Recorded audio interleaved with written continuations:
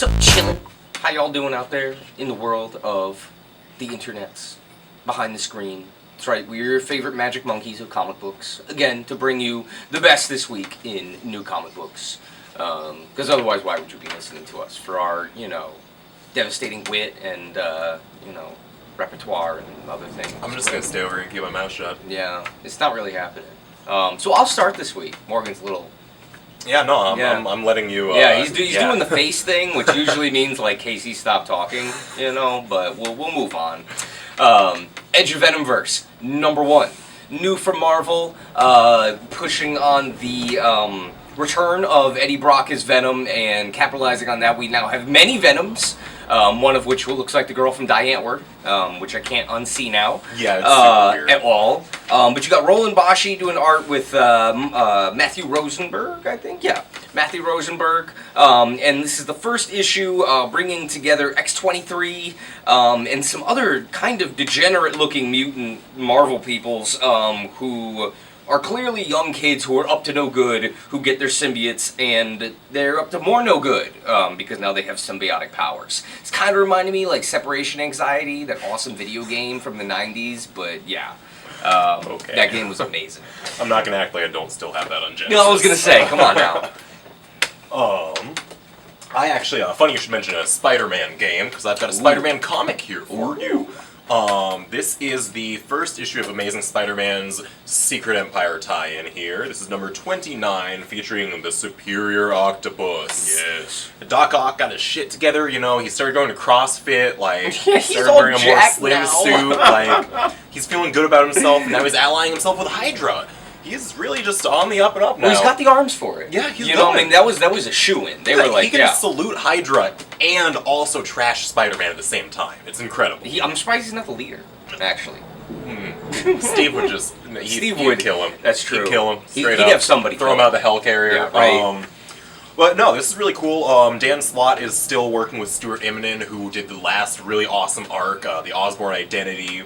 And in addition to this Amazing Spider-Man issue, we also have the newest issue of Secret Empire proper. This is number 5. The scene on the cover doesn't actually happen at any point in the book. What?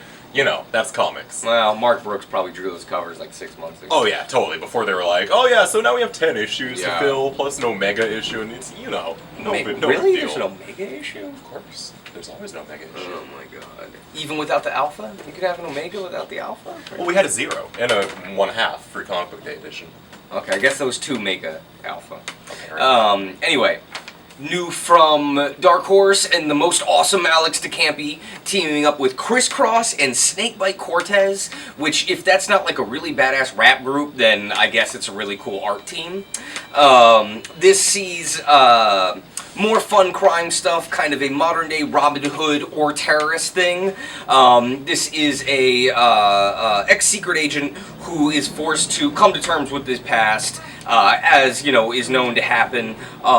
But he blows stuff up in this issue. A lot of stuff. In fact, so much that it says if it can explode, it will. Right on the cover. You know what you're getting into. You open it up and it's just explosions and gunshots and flaming money. That's right, flaming money. And yeah, very large sound effects. I love all the stuff Alex DeCampi does. He's usually very vicious. Surprisingly, though, there's no teenagers in this issue, which usually is her thing. She's writing full adults this time. Weird. And I'm sure she will kill them just as viciously. Yeah, I was gonna say, even worse things are gonna happen I know, to right? adults. Got another double shot here for you from DC, continuing their very, very, very odd, but pretty cool Looney Tunes crossover one-shots. We've got Batman Elmer Fudd by Tom King. Tom King, I actually write Batman Tom King? Just going and being like, yeah, I'll do a noir Elmer Fudd story, why not? Okay. That's drawn by Lee Weeks with a really cool cartoony backup. Yeah. All these seem to have those. Yeah. And then we've got something that is somehow even stranger than Kelly Jones drawing Lobo versus Roadrunner. Really? This is Jimmy Palmiotti and Mark Texeira drawing Jonah Hex, Yosemite Sam. It's terrifying. Yosemite Sam is not a character who should be drawn in a realistic style, let alone painted. And there's the rooster. Yeah, and freaking Foghorn Leghorn, bare knuckle boxing somebody. also having an eye patch. It's just, it's a lot. It is a lot. There's a lot going on in this issue. But thankfully, again, they have that cartoony backup to kind of like help you come down from the weirdness. You do need to come down, because realistic Elmer Fudd and realistic Yosemite Sam in the same week, don't read that in one sitting. Like, it's gonna get weird. That's bad for health. Good for education. I think it's that, but... New from Valiant, their big next crossover thing, big new team book, is Secret Weapons, written by Eric Heiserer, who is the screenwriter of the very awesome movie Arrival, directed by Denis Villeneuve, or however you say his last name, which was really awesome. It was quite fantastic sci-fi book, or movie, and I'm really excited to see how he does with comics. It'll be kind of interesting. I don't think he's written comics before. And art by Raoul Allen and Patricia Martin, who Raoul Allen recently did the really cool Eternal Warrior arc where he was stuck in the maze for many, many years and being tortured.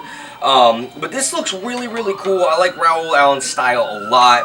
There's lots of nice blues and pinks. All sorts of weird, creepy nonsense going down as well. Weird spider people things. And kind of cool tech girls who shoot things out of their arm.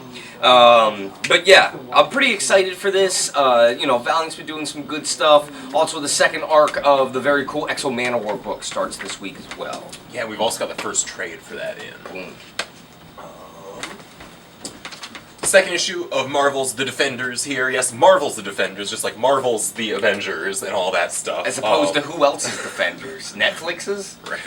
Wow, that's debatable. Bendis and Marquez really just, I would say, redeeming themselves for Civil War II. Yeah. Because we're just going to put that out there that was not good. Yeah, Civil War II was a mess. Yeah. But Marquez is back on his game. Yeah. They're doing a much more personal story here, street level, right where Bendis is comfortable. And plus, you get to see Jessica Jones punch people in the face like 5 times. Yay! It's great. Dude does some really great face punching faces. It does. The colors look really great on this issue too. Yeah. Very nice. And my last pick. This is a very awesome book. I was blown away by #1. I knew I would be. Dustin Weaver's one-man anthology from Image Comics, Paklis. This has got 3 stories in it, or so, 2 stories. There were 3 in the first one. I think there's only 2 in this one, but it's continuing the Amnia cycle. Oh, there is. There's Sagittarius A, which is cool, kind of like Sunday newspaper strip type of thing in space, and then also an empty shell in the ocean. And you get this really badass poster in the middle that you can rip out because the other side's a poster too. You're not missing any comic pages here. This book is truly phenomenal, and, we're never going to get the end of Dustin Weaver's S.H.I.E.L.D. book, so whatever, we're at least going to get this. And it's more personal stories, which are very, very cool. The first issue had a weird, unsettling bug story that even would make Cronenberg kind of cringe. But yeah, this is absolutely brilliant. We have the first issue in as well, if you want to jump into this glorious one-man anthology. Alright, and my last book for you here is a trade I'm very excited to see out. This is Ulysses Farinas and Eric Freitas' Motro. Creator-owned, published by Oni Press. 4 issues, each taking place, it feels like a decade apart almost. In the life of this little boy. We see him go from like a little incredibly powerful boy. Like if Commandy was kind of pudgy, but also had like the Hulk's strength. Yeah. Going around in this bizarre, like, half Mad Max, half like Dragon Quest, like weird post-apocalyptic future with talking cars and motorcycles.